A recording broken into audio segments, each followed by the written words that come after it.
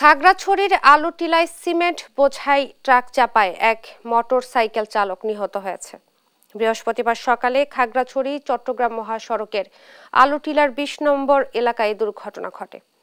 Police জানায়, মাটিরাঙ্গাগামী motor সাইকেলকে পেছন থেকে চাপা দেয় ট্রাক। এতে ঘটনাস্থলেই চালক ফিরোজের মৃত্যু হয়। আহত হন আরোহী রাকিব কাজী।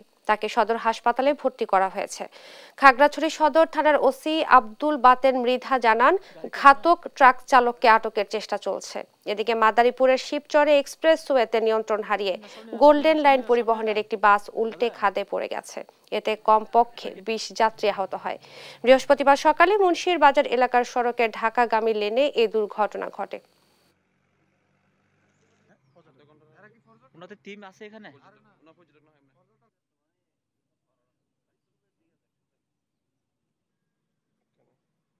গাড়ি কি আপনার?